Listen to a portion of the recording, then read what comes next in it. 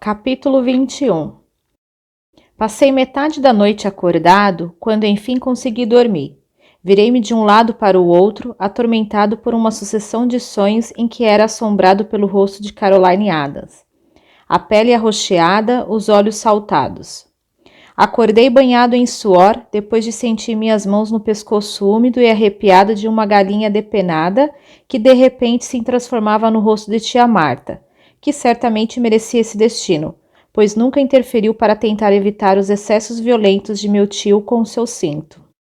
Curiosamente, quando a manhã enfim surgiu e o sol voltou a brilhar, minha maior preocupação não foi nem a infeliz senhorita Adams, nem qualquer coisa ligada a ela, mas Jane Pomba.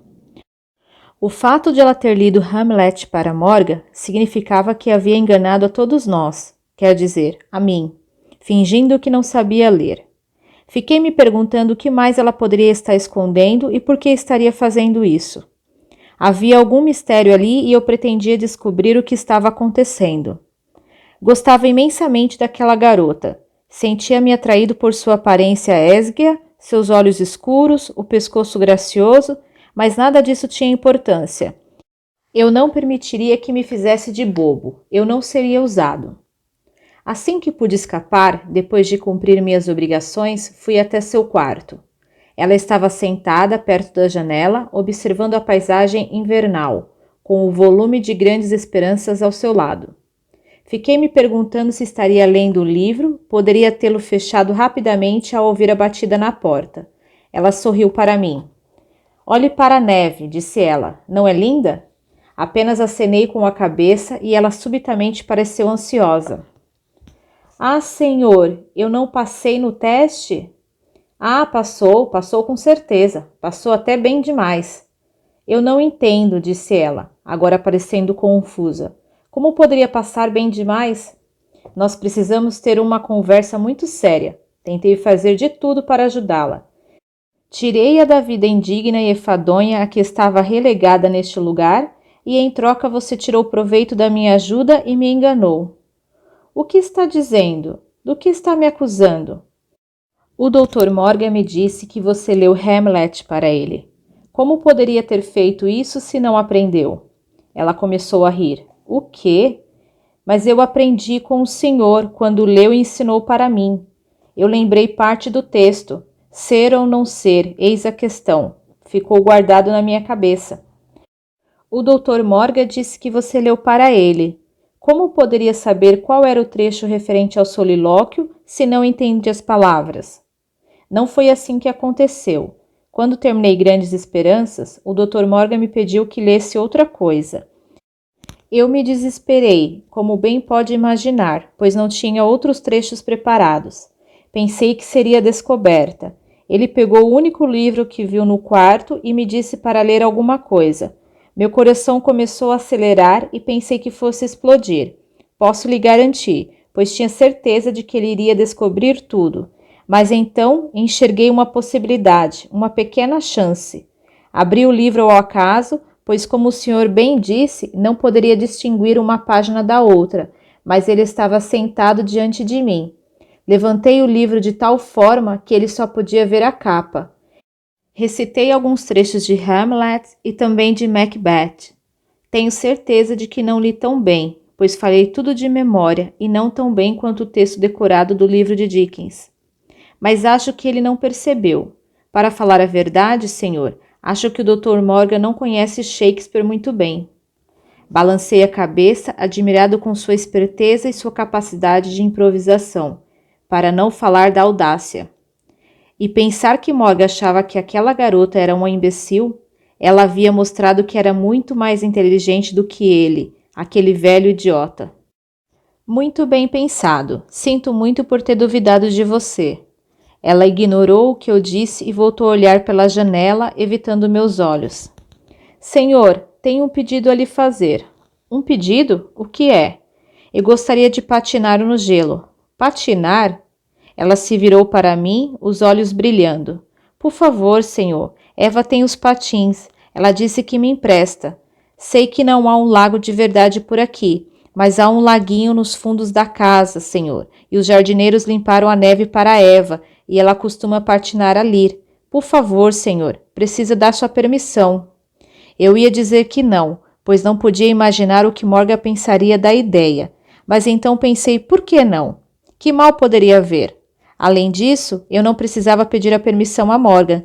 Ele havia me dado carta branca para realizar minha experiência, mais ou menos. Está certo, concordei.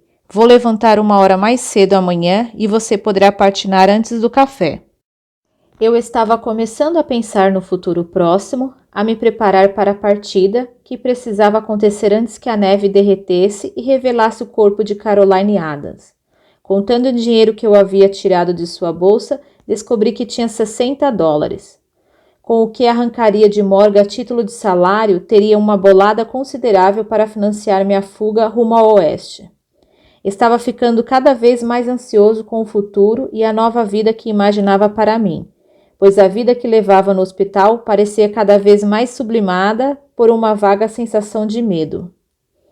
Receava que dessem por falta da senhorita Adams e que ela pudesse ter contado a alguém para onde estava indo. Todas as vezes que me aproximava de uma janela com vista para o rio, não conseguia evitar um olhar ansioso na direção do bosque, como se esperasse a qualquer momento um barco da polícia. É claro que eu havia vivido muitos anos com esse tipo de medo, mas desta vez era diferente. O fato de ter tido a corda praticamente em volta do meu pescoço havia causado essa mudança. Antes eu estava convencido de que era invencível, agora eu sabia que não. Eu não era tolo bastante para acreditar que o acidente de trem havia sido obra da providência divina para me proteger, ou do demônio, cuidando dos seus. Eu sabia que tinha sido pura sorte, um royal flush na primeira mão.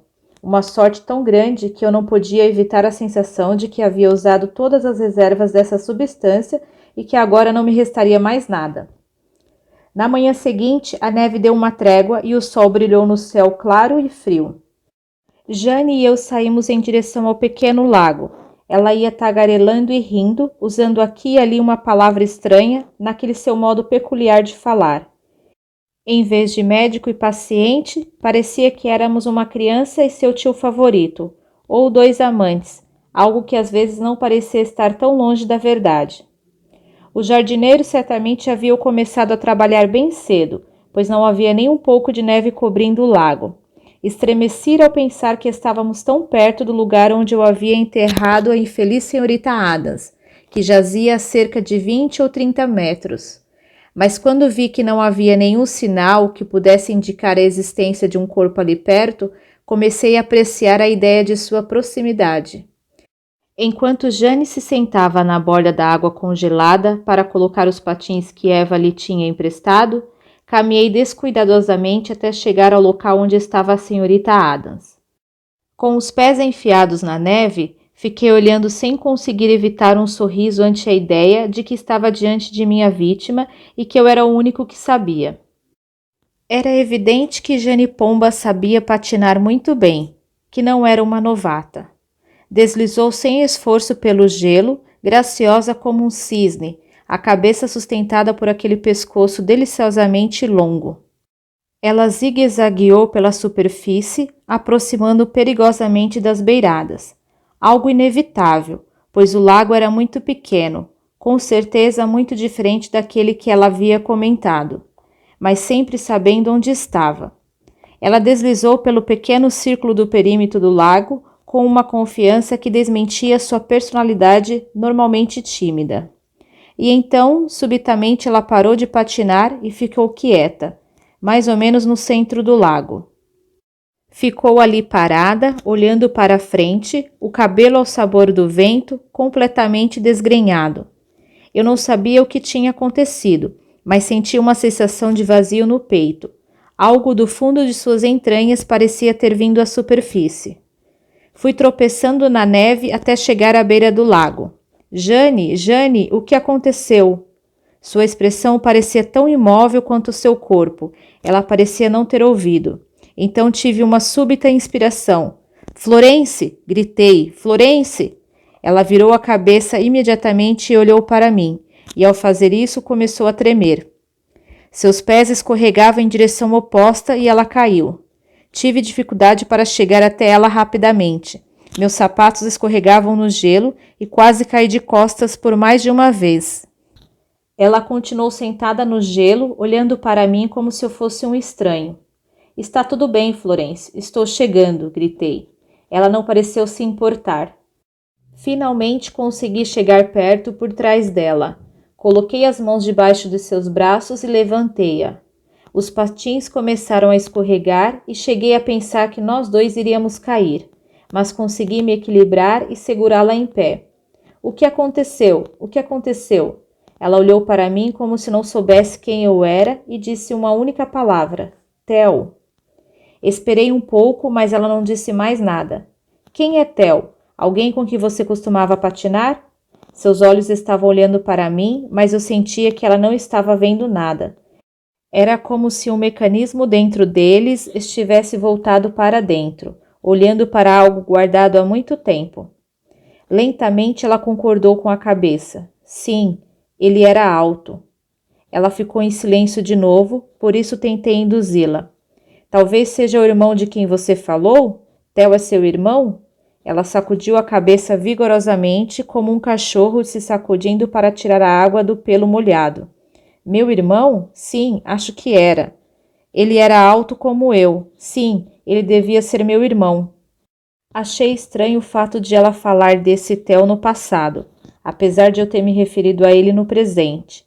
Seria porque havia acontecido alguma coisa com ele ou porque estaria falando de sua vida antiga como algo muito distante? Eu não saberia dizer.